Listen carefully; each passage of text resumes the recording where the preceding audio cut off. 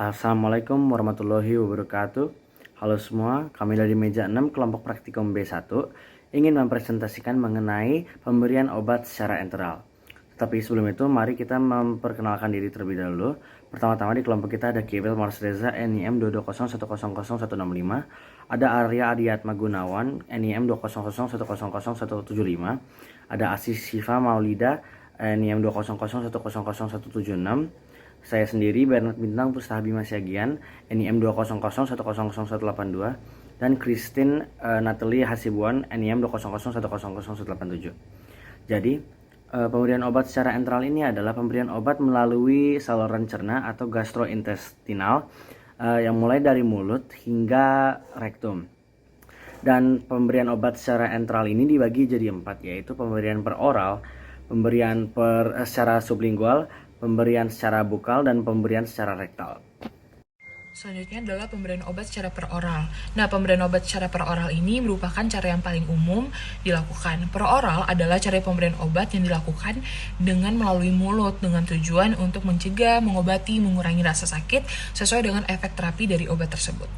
Nah, memberikan suatu obat melalui mulut adalah cara yang paling umum dilakukan, tetapi juga paling bervariasi dan memerlukan jalan yang paling rumit untuk sampai ke jaringan.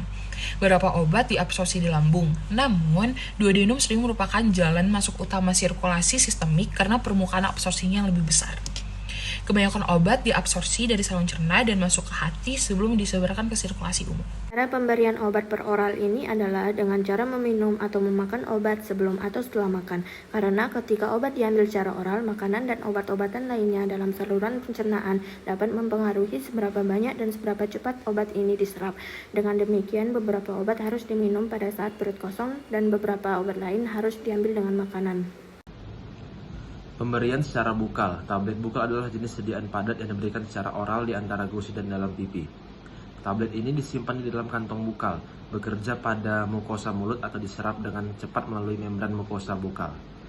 Resep tablet bukal semakin umum di kalangan profesional kesehatan. Tablet bukal berfungsi sebagai pemberian obat alternatif pada pasien di mana kepatuhan adalah masalah yang diketahui, termasuk mereka yang tidak sadar, mual, atau mengalami kesulitan menelan, seperti disfagia. Berbagai macam obat ini tersedia di pasaran untuk diresepkan di rumah sakit dan tempat perawatan kesehatan lainnya, termasuk contoh umum seperti Corlan, Ventora, dan Bucastem.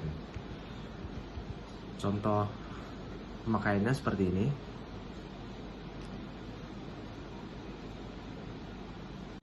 Selanjutnya adalah pemberian obat secara sublingual.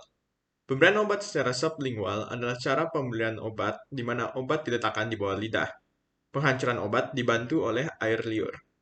Obat yang diberi dengan cara ini tidak akan mengalami first pass metabolism karena akan diserap dan berdifusi langsung ke dalam sirkulasi vena. Oleh karena itu, obat akan lebih cepat masuk ke dalam sirkulasi darah dan bioavailabilitas obat pun bisa lebih tinggi.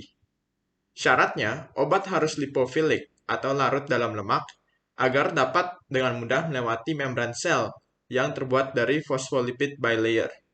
Contoh obat yang dapat diberi secara sublingual adalah obat kardiovaskular golongan nitrat untuk angina. Untuk pengambilan obat dengan cara sublingual, kita tidak boleh makan, minum, atau merokok saat obat sublingual masih berada di dalam mulut.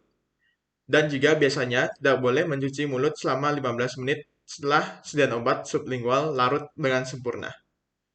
Misalnya ini adalah sediaan obat tablet sublingual. Jadi yang dilakukan adalah meletakkannya di bawah lidah seperti ini. Dan kemudian ditunggu sampai larut dengan sempurna.